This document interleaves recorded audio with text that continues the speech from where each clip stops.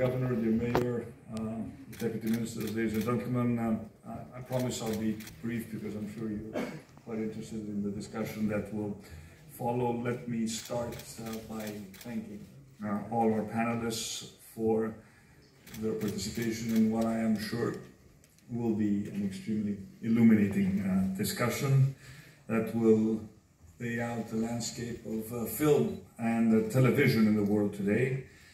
And when you look at the quality of the work they have helped bring forward, including productions like The Killing, Doctor Who, Tehran, War and Peace, Omilía, you know you are going to be hearing the kind of insight that I'm sure you don't want to miss. And it's a huge honor and a pleasure for me personally to be here today at the Thessaloniki Film Festival.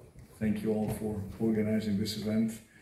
I was informed about the significant progress it has made over the past years, and it is important that I'm here today amongst the countries and the world's most talented creative minds. As you know, the Thessaloniki International Film Festival is the cornerstone of the modern Greek film industry. And as you pointed out, the line is increasingly being blurred between film and television. And what a force that industry is now showing itself to be, with a much greater visibility of Greek talent in international markets, more co-productions, and of course more foreign productions being filmed in Greece. Quite a few of them actually, dear Mayor, dear Governor, being filmed here in Thessaloniki, and I understand maybe more interesting announcements will be coming over the next days. Last year alone, there were 200 projects in our country, including over 20 Greek feature films and more than 20 TV and film productions coming from big Hollywood studios.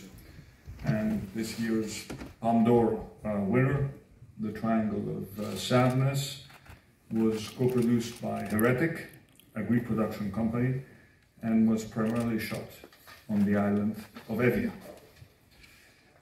Meanwhile, Evi Kalgeropoulou's short film, On Xerxes' Throne, also received the Canal Plus Award for short film in Critics Week at Cannes. And as one industry journal pointed out, despite the ravages of COVID-19 and the financial crisis of the late 2000s, the Greek film industry has emerged as a force to be reckoned with on the world stage.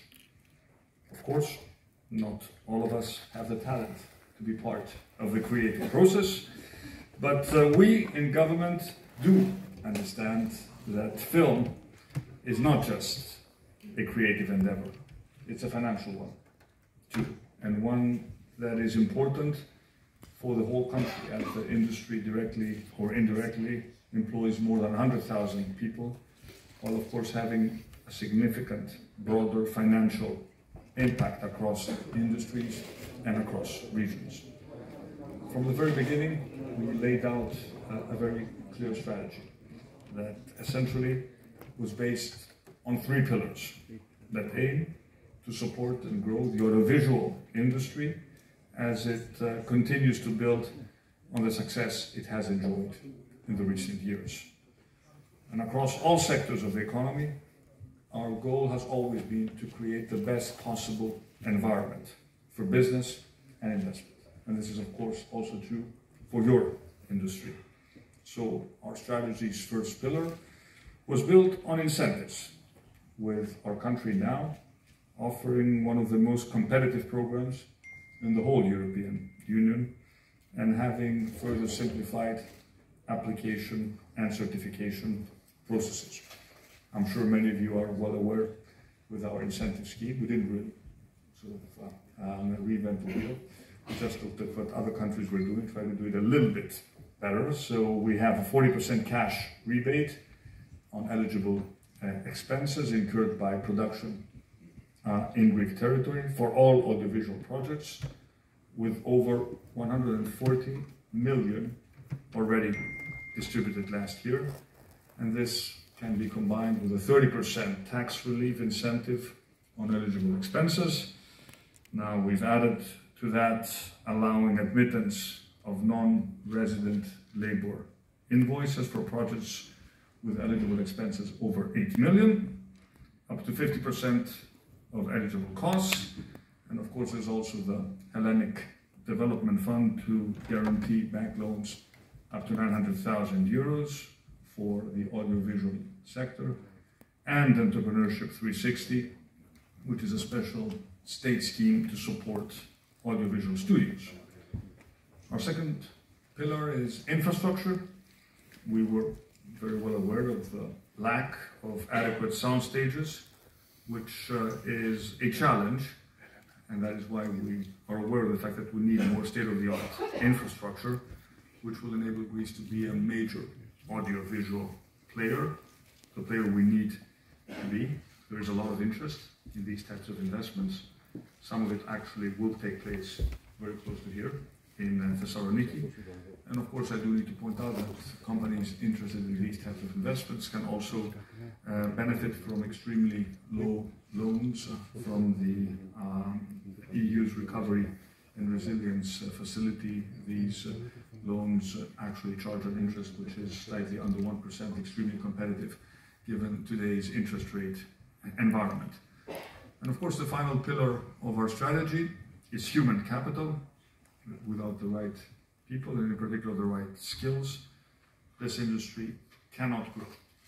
So with the right upskilling of crews, the right workshops for content creation, through programs like the Greek Film Center incubating the film industry and the development of a national audiovisual school, these are exactly the tools that we want to employ to improve the skills of especially the young talented people that we have who would like to offer their services to the audiovisual industry.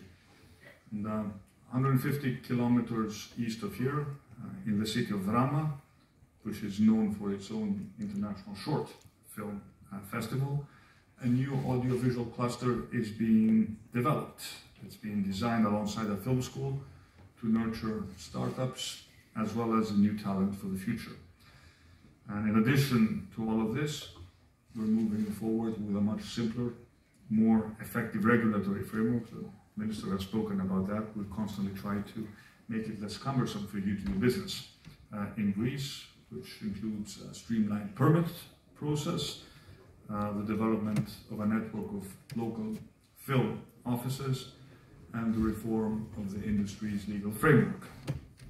And we know that there is more that we can do to ensure that the Greek film industry can get the investment and the funding it deserves, and to ensure that regulation is streamlined in order to free up the time of producers to do what they do best, what you do best, which is, of course, to tell stories we all love to watch and hear. Still, until now, no major platforms had shared our stories, the stories of Greek creators. But this has changed this week as Netflix announced the acquisition of the international rights of Greek drama series Maestro. Congratulations, Mr. Vasilakis. You make us all very proud. And we hope that this is just a beginning, and that platforms will acquire, and why not produce themselves, more Greek films and series to come. We are, of course, very proud of our beautiful scenery, our beautiful landscapes. Greece is a country that has not been filmed a lot, which offers a lot of very unique landscapes. For example, the city of Thessaloniki surprised many when it first appeared on screen. But we're, of course, particularly proud of our extremely talented people. And it is our job to identify them and assist them through the strategy that I've just described. After all, the art of storytelling, which drives this fantastic event, is something which is deeply embedded in Greek culture. Performing arts were born in Greece. They were born right under the Acropolis in Athens, when ancient Greeks for the first time experimented with theater, not only as a form of entertainment, but also as a form of self-reflection.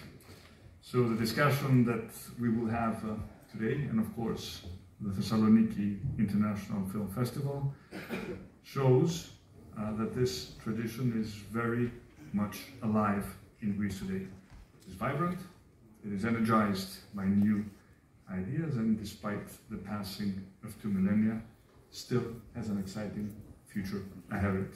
Thank you very much for your attention.